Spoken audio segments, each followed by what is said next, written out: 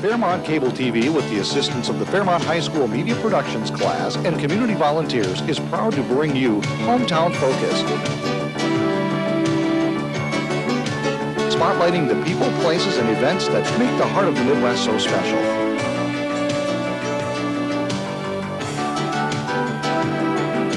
Sit back and focus on your hometown area with Hometown Focus. Welcome to a special Hometown Focus. I'm Al Travis. Our special Hometown Focus is focused on an event coming up October 10th and 11th, Saturday and Sunday. There's going to be a multimedia event at the Fairmount Holiday Inn. The public is invited to experience Vietnam. The producer of that event is our guest today. His name is Ralph Swain, a Vietnam veteran. Ralph, thanks for coming in. Thank you. When we talk about experiencing Vietnam, lofty to say that someone could go to the Holiday Inn and experience that. What would people expect to see? I guess when I first read it, I'm thinking Good Morning Vietnam and Robin Williams. Is it the movie that's out now? Private Ryan. Private Ryan. Probably closer to Private Ryan. Tell us, what would you see it as? Well, the reason I say experience it is because what I wanted to do was get the public to experience as close as possible, obviously without having been there, Vietnam. So I incorporate sight, sound, and smell. And once I even added taste, we had a reception. We had Vietnamese egg rolls and fried rice and so forth. But the idea is to let the public be jolted into the realities of war. So there's no Hollywood footage whatsoever in this. Let's get some of your background. This obviously didn't start 3 years ago. This started with you, I would take it, in Vietnam. Well, yeah, the concept of putting this together happened in summer of '94, but I served in Vietnam from 1969, 1970.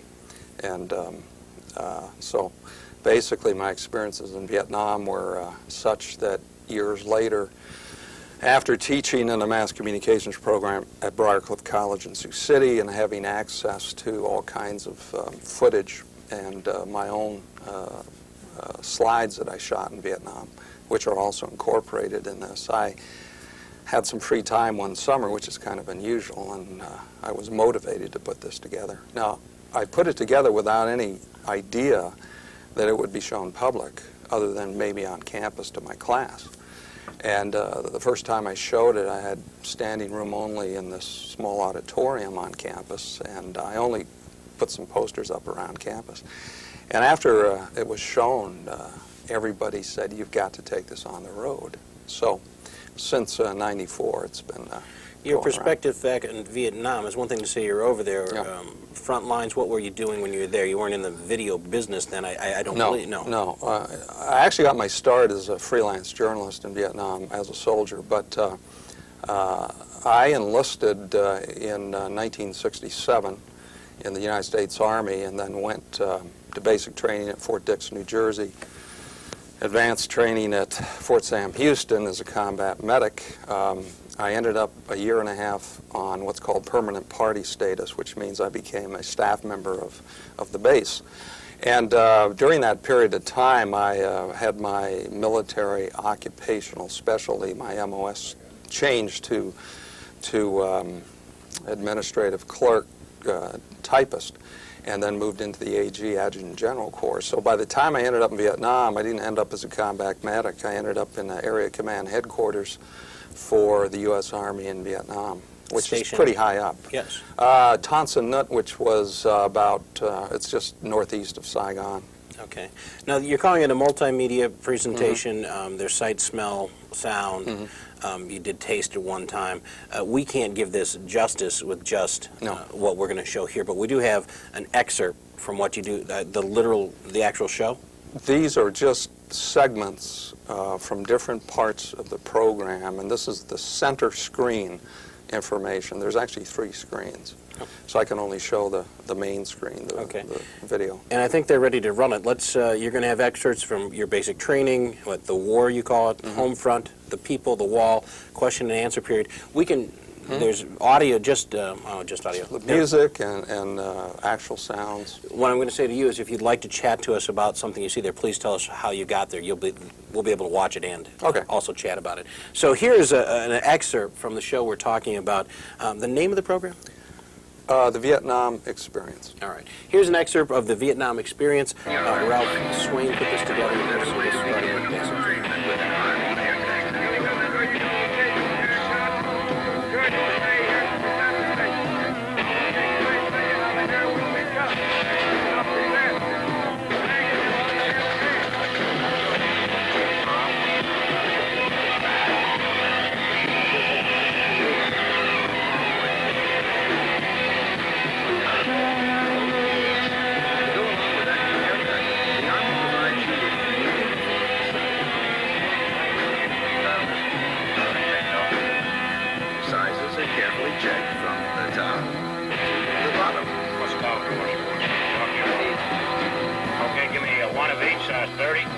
Small t-shirt, small socks. A lot of things happen to you these first few days.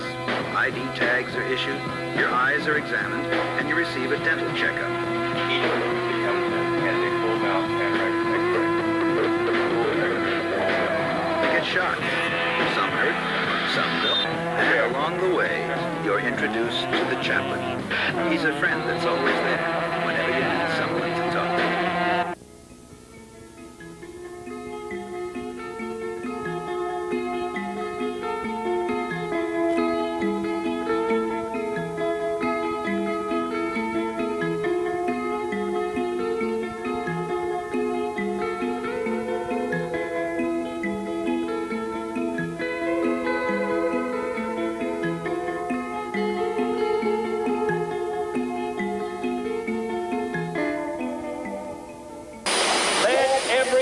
Know whether it wishes us well or ill, that we shall pay any price, bear any burden, meet any hardship, support any friend, oppose any foe, to assure the survival and the success of liberty.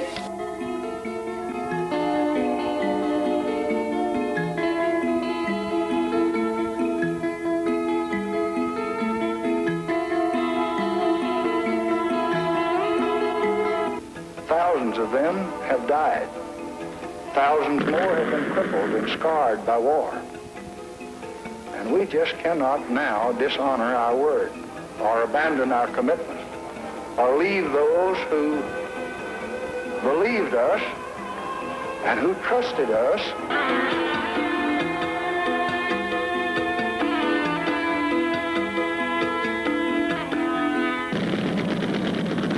I believe that that goal can be nothing less than victory. The retreat from the United States from Vietnam would be a communist victory, a victory of massive proportions, and would lead to World War III.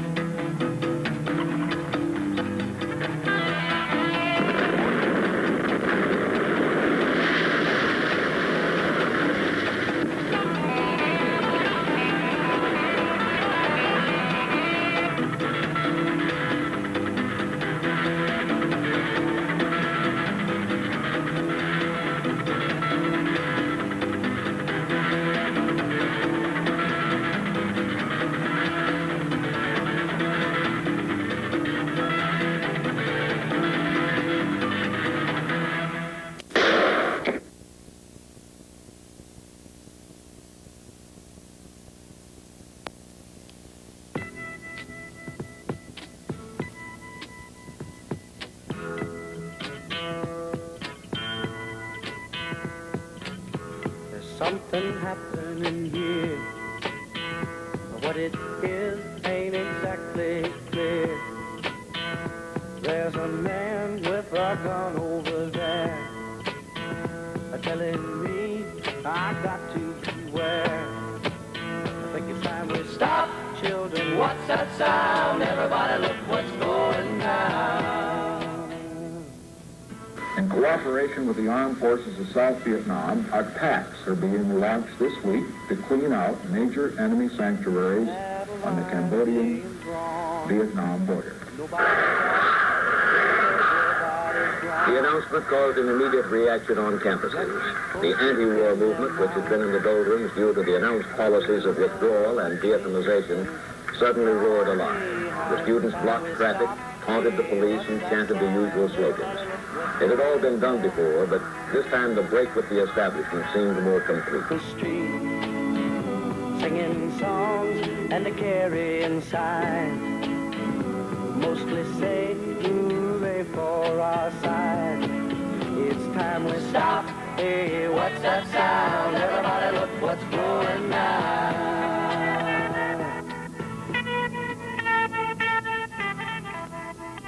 In the Midwest, the week of dissent was climaxed by massive demonstrations. The largest was in Minnesota, where 50,000 people, mostly students, took the protest to the state capitol. It starts when you're always afraid. Step out of line.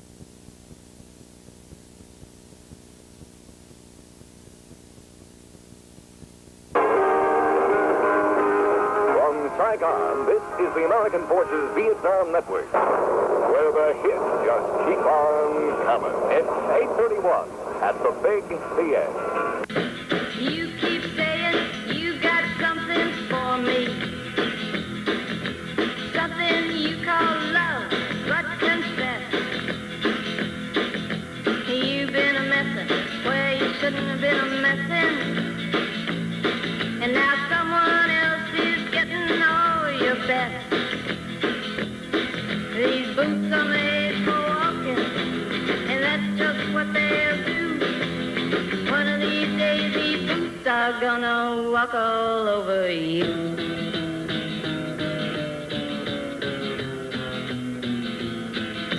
Yeah. You keep lying when you ought to be truthing, and you keep losing when you ought to not bet. You keep saying when you ought to be changing. Now what's right is right, but you ain't been right yet. These boots are made for walking, and that's just what they'll do.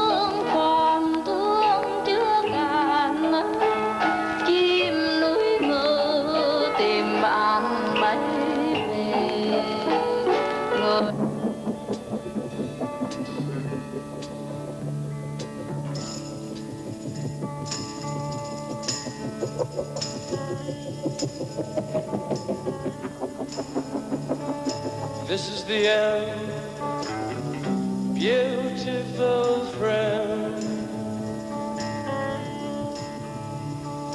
This is the end, my only friend. The end of our elaborate plans. The end of everything that stands. The end, no safety or surprise. The end, I'll never look into your eyes again.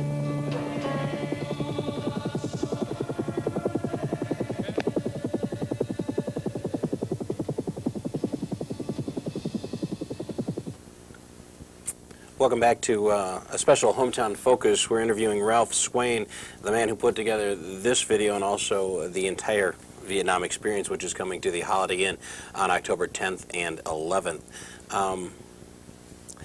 Interesting, just what we've seen here. I want to clear one thing up because we discussed it before it came on. The kicking off of the helicopters into the water off of the aircraft carriers. Reason for that? In the end of April, when the North Vietnamese took over Saigon, there was a mad rush to get out, and aircraft carriers that were off the coast had all this equipment on board, and we had to try to extract as many refugees as possible, particularly Vietnamese that worked for Americans, worrying that there'd be a bloodbath. And so we set up a daisy chain operation where helicopters would go out to the carriers, drop people off, go back, and just keep it up until the last minute. And they needed room for the refugees on the deck, so they were pushing $1.5 million helicopters, perfectly good helicopters, off the deck into the ocean.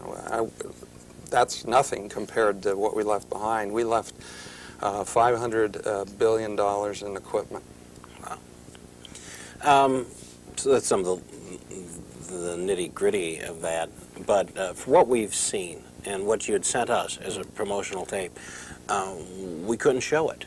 Right. Didn't feel we could show it. Even some of the stuff that we just did show people, going to make a lot of folks feel uneasy.